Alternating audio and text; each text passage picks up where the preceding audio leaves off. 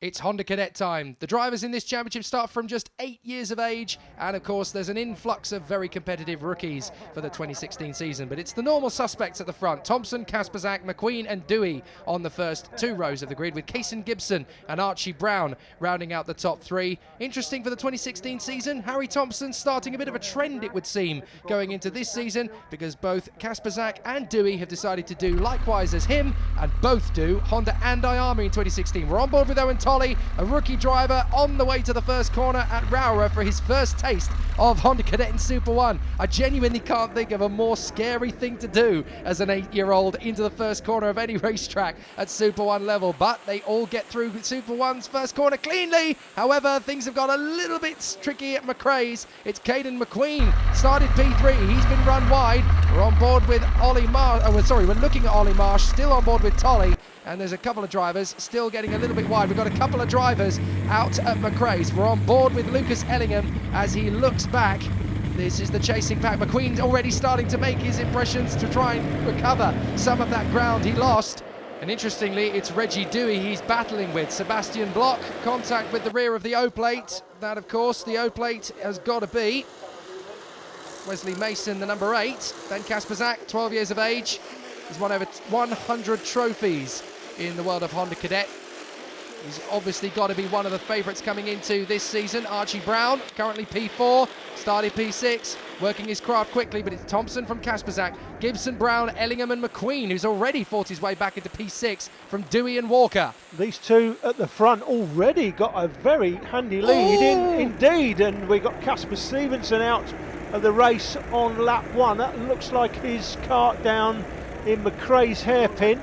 Yeah, sorry, I lost my cool a little bit there because we had the four-way battle for third position getting very tricky. On board with Ellingham, and he's been spun around at the hairpin. He manages to get the kart going again, but that is what it's like in the middle of a squabble. It's Skittles. Yeah, kart back spinning round out of the Stuart S's as well. Couldn't quite make out who that is, but we can make out who that is. That's the 66 kart of Reggie Dewey. Dewey's had a good introduction to his Honda Cadet career. Back to 5th now. So Thompson, Kasperzak, Gibson, Brown, Dewey and McQueen is the order, and McQueen wants to get back on terms with Dewey pretty quickly, but it's going to be interesting to see if they can catch up with Kaysen Gibson and Archie Brown, still squabbling away for 3rd and 4th position. Reggie Dewey, though, purple in the first sector. That boy means business. Yeah, Kaysen Gibson. Interesting to see Kaysen challenging right at the front of the fields. Was watching him earlier on in the weekend. That's why I picked him out as one of my ones to watch, and we've got places being made and lost in the Stuart S's. Meanwhile, a little further into the race, things are starting to settle out a little bit. Thompson, Kasperzak, and there's James Walker in the middle of the mix as well, the 12-year-old from Bolton. He's actually the Kart Club champion at this very circuit, so his experience is really going to play into his hands here. He might have an opportunity to pull a bit of a surprise on. Thompson, Kasperzak, Dewey, Gibson, and there's only 1.3 seconds between those four now. They've obviously worked together, Dewey and Gibson, to close up on the leaders, and that's the result of that. Fayers, McQueen, Brown, and James Walker, who we were talking about, with Archie Swinsko and Toby McDonald. There's Ben Fayers, the Project 1 driver. He's moved his way up into P5, having started 2 places lower than that, and he's an interesting charge. I'm keeping an eye on this one as well. Ben Fayers, he is of course one of the seeded drivers. We didn't really talk too much about him in 2015, but as one of the top 5 seeds, there's a genuine chance he'll finish in the top 3 this year. Yeah, well, he's capable of winning the championship. Let's be very clear about that. Let's just mention as well, Alex Eade started 26. He's made up 11 places so far. He is the prime mover. We haven't seen much of him. And Ollie Marsh as well started 21. He's up to 12th place. Toby McDonald in 10th, made up 5. Archie Swinsko in 9th place. Actually make that 8th place they go through the line. He's made up 6. Yeah, he just made the move on James Walker, so beautifully timed. Meanwhile, it's 2x2 hurrah, isn't it? We've got the 1st position battle, the 3rd position battle, the 5th position battle, and we've actually got the 7th position battle. It's four pairs as they make their way through, although it now looks as though Kaysen Gibson and Reggie Dewey are starting to work together to close up on Thompson and Kasperzak, and they are making that happen rapidly. In fact, now it's Brown, Swinsko and Walker who are battling away. Oh, we got contact. That is Tolley and Lomliev.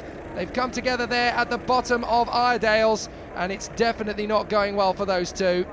not everybody's season can start beautifully, and unfortunately those two are going to have a little bit more homework to do as we head to the second round. So Thompson, Kasperzak, Dewey and Gibson, Bayers, McQueen, Brown, Swinsko, Walker. 2.5 minutes on the clock, 10 laps completed. Still anybody's race, Alan. Yeah, leading rookie in 10th place currently, just about make him out, is Toby McDonald. He's got Dylan Cooper for company, right up his chuff though. So don't forget, there's a prize on offer here, trophy on offer for the leading rookie at each round. And there are 7 rookies in this race, so effectively there are 2 races going on. We've got to change for the lead. Kasperzak makes the move into the stewardesses there. Beautiful overtake from Kasperzak. The BRK driver makes the move on the cutting edge man, Harry Thompson. Beautiful overtake. He makes it into first position, but back straight again. Thompson is not prepared to give way. And now Dewey's got an opportunity to take on Ben Kasperzak. Here comes Kason Gibson too. Oh, now we've got a great battle on our hands. Dewey's going to try and make it 3 wide for second position. This is only round 1 of the championship, and already it's like a championship showdown. Fantastic stuff. Kasperzak, Thompson, Gibson, Dewey giving it hammer and tongs all the way. And now Fayers and McQueen are joining in the party too. Fayers is up to 4th position, is he? Yes, Dewey runs wide and he's going to slot in behind Kane and McQueen. Brilliant. Now we've got a 6-way battle royale, and up to second position comes Kason Gibson in front of Harry Thompson and behind Ben Kasperzak. And that battling has allowed Swinsko and Brown to get closer. James Walker's not out of it. Toby McDonald in 10th place as they come through the stewardesses. Fantastic shot. Yeah, and there's another place being made up in the stewardesses. Still they squabble in the leading battle and just outside the top 10. There are still great battles everywhere. Hats off to Kason Gibson running with the pack here and putting in a sensational drive in second position right behind Ben Kasperzak. Can I just remind you, Kason Gibson on the back of Ben Kasperzak and matching him sector for sector. This is a great squabble, and maybe, just maybe, Kason Gibson will leave here with more than just a 3rd position in the driver's standings. He could leave with a final victory, and he's looking very hungry. And McQueen and Dewey's points changed as they went through the line. They're now tied on 176. Thompson in the virtual championship points down here on the right hand side. Just to remind you, if the race finished at any time, those would be the positions. Archie Swinsko there, the 12-year-old from Withnell in Lancashire. Oh, sorry, right up at the front. Thompson's made the move for second position. So Thompson gets past Kason Gibson. But you're right, Swinsko has now joined the back of this queue. And if any one of the drivers in front of them gets crossed up and collects a couple of drivers or two, we may see him shoot straight up into the top 6. So it's really important. Kasperzak has gone straight on the defensive. He's not going to let Thompson get through. Thompson nearly finds the gap to get through on the inside. And that's why, last lap, there's only one chance to get this right now, chaps. So here they come through the chicane. Right, left, right, not too much curb. Kason Gibson, fastest man on the track, 3rd position. Defend like crazy, Ben, because you've got a pack of dogs chasing you down. Here comes Thompson. Kason Gibson's right in there. So too Reggie Dewey, and the 6 in there too of Ben Fayers. There's all sorts of carnage compatibility to come. Fayers dives for the inside, 3 wide for the line. Kason Gibson, oh, there's Thompson and Kasperzak battling. Fayers is there on the inside with 2 wheels on the grass, and Kason Gibson has snatched the lead. Oh, more contact, oh my word.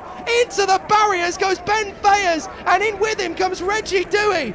6-6-6, Jake, the 6 kart and the 66 kart. It's always going to end in tears. And Harry Thompson's gone with them as well, Jake. Yes, well, it looks as though they just got a little bit too close for comfort. Ben Kasperzak was in that little mix as well, but all of that means Kason Gibson's going to get the victory. And look, a penalty for Kasperzak. He crossed the line second, but he's excluded from the result for driving standards. That promotes McQueen to second and Brown to 3rd. What a race.